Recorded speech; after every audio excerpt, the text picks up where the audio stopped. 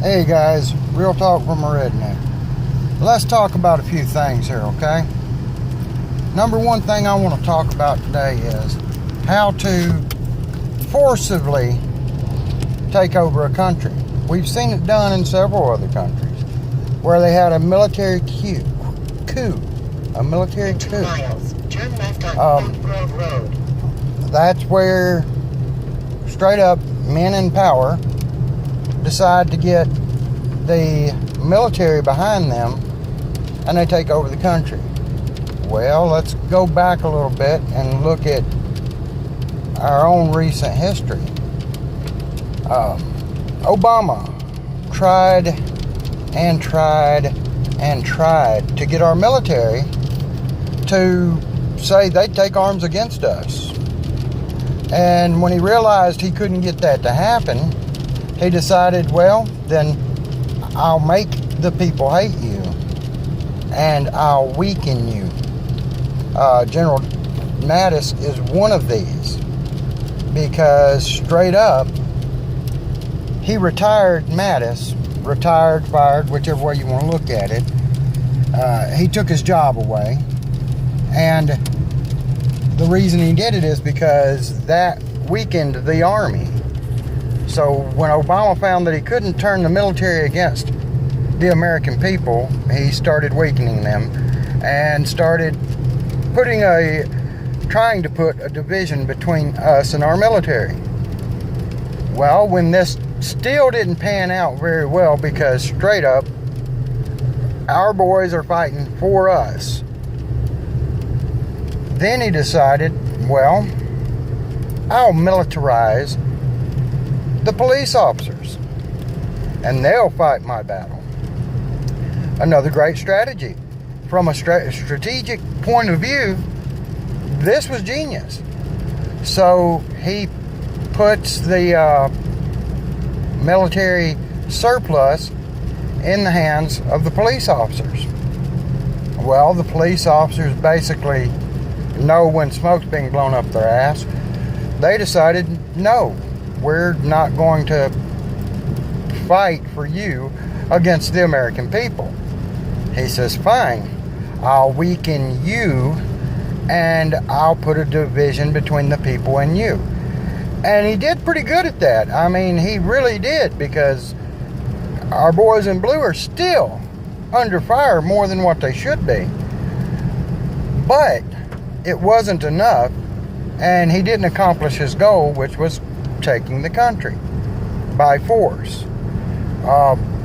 Then he decided, well, he said, that didn't work. Now, the first step was Obamacare, okay, and Obama phones and all that, but that didn't work too well, so he went to these other things. When he found out that the police, there weren't enough police In 1/4 mile. Turn being left on weakened Oak Grove and Road. enough people, American people, standing behind it saying, yeah, the police force is bullshit. I mean, we didn't do that. So what other options did he have? Well, one of those options, and I really want you to pay attention to this, because I want to reference some history here that makes sense, okay? It's called a Trojan horse. Just like in the Battle of Troy. Now then, yes, part of that's probably made up, but a lot of it actually has some fair footing. What you do is you import an army.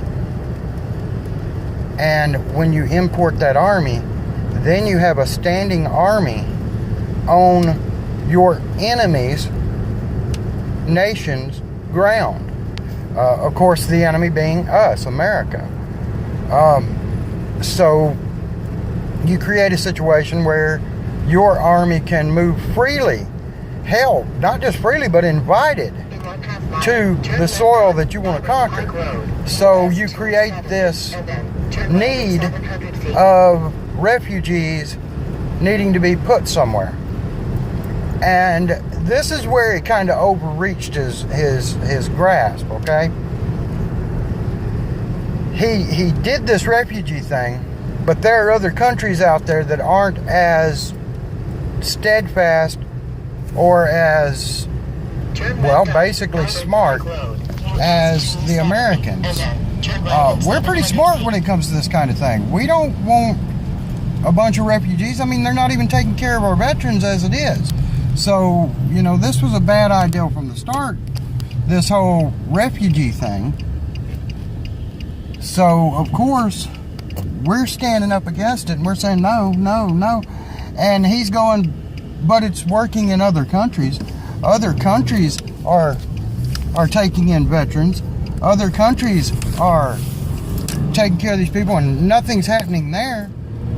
Well, look at Germany. Look at England. Look at Holland. Look at all these different countries that took in these refugees. And I say that with quotation marks, but I'm driving, so that's not going to happen. But we're looking at all these other countries being attacked by small armies, which they brought into their own soil. They brought them into their own country because they were refugees. They were labeled refugees.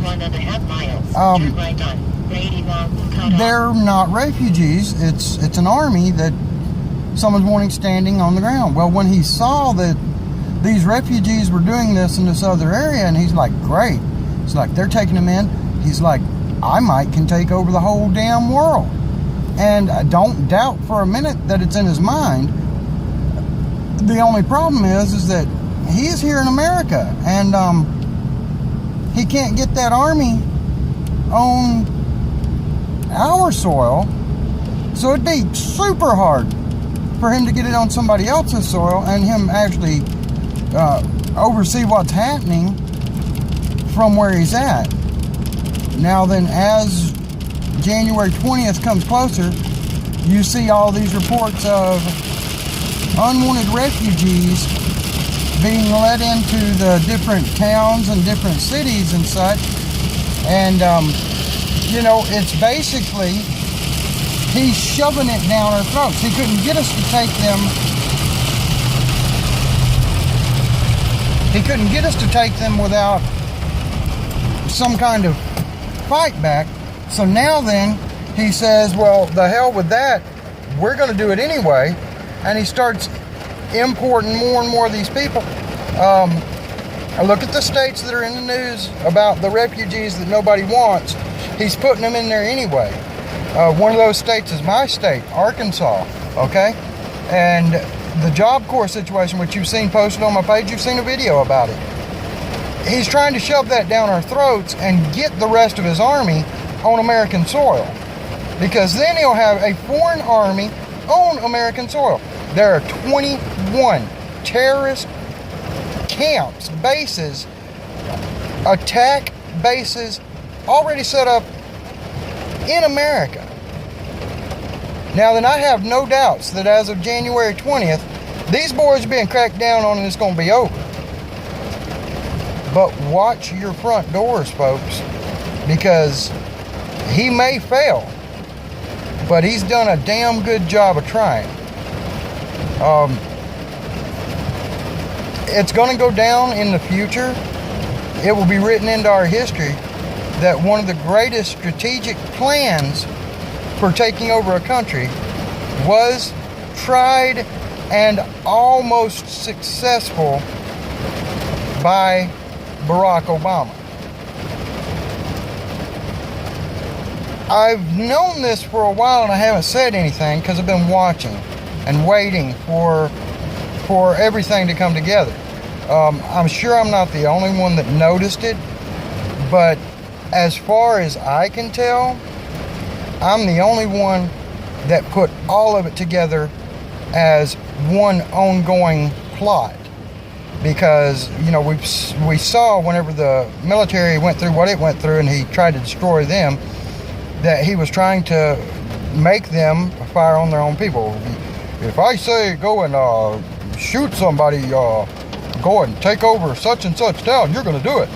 Well, the Army said no, you know, the military, all military said no, that's not going to happen. Then you heard them talking about the police, and the police are still in the news because he's still trying to trounce them. But the whole time, he's been sneaking in this refugee thing. Think about it, folks. I'm not saying that I'm 100% right, but I'm saying from a simple man, damn sure looked like he was having some big plans going on. I'm out.